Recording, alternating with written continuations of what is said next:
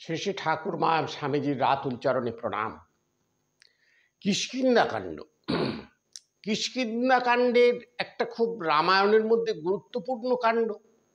আবার এই কিষ্কিন্ধাকাণ্ডের মধ্যেই প্রভু রাম, পুরুষোত্তম রাম, অবতার রামচন্দ্রের একটা দিক একটু ম্লান হয়ে গেছে। কেন না, এখানে সুগ্রীবের সহিত প্রভু রামচন্দ্রের মিত্রতা।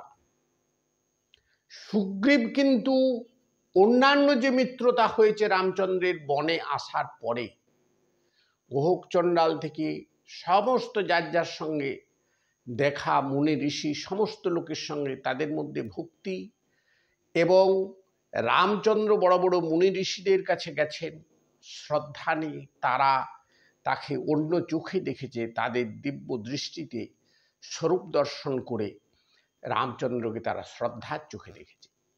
কিন্তু এখানে সুগ্রীব কিন্তু নিজের একটা ব্যক্তিগত স্বার্থের জন্য শ্রীরামচন্দ্রের সঙ্গে বন্ধুত্ব করছে। এটা কি করে সম্ভব প্রভু রামের ক্ষেত্রে? না, একমাত্র এটা সম্ভব হয়েছে একবারে পরম ভক্ত হনুমানের ভক্তির কারণে। এখানে সুগ্রীব বিশেষ কোনো গুরুত্বপূর্ণ ছিল না। সুগ্রীবকে রাজা ঘোষণা করা যেমন প্রভু রামের একটা ব্যাপার ছিল, যে সুগ্রীব বঞ্চিত, বালি তাকে বঞ্চনা করেছে, তার স্ত্রীকে জোর করে হরণ করে নিয়েছে, এইটার যেমন তিনি একটা বাহ্যিকে দেখিয়েছিলেন যে তার শত্রু মানে রামেরও শত্রু, সে তাকে মেরে দিবে, সেইভাবে বালিকে হত্যাও করেছিল। কিন্তু বালিকে যখন গেল তার কাছে, তার কথা শুনল, তিনি বললেন যে আপনি এই সুগ্রীবের সঙ্গে পরামর্শ করে আমাকে গোপনে মারলেন, আমি একদিনে রাবণকে বেঁধে এনে আপনার পায়ে ফেলে দিতাম। এই সুগ্রীবের দ্বারা সীতা উদ্ধার হবে, কিন্তু অনেক পরিশ্রমের ফলে। সুগ্রীবের সেই ক্ষমতা নেই রাবণকে এনে দেওয়ার জন্য।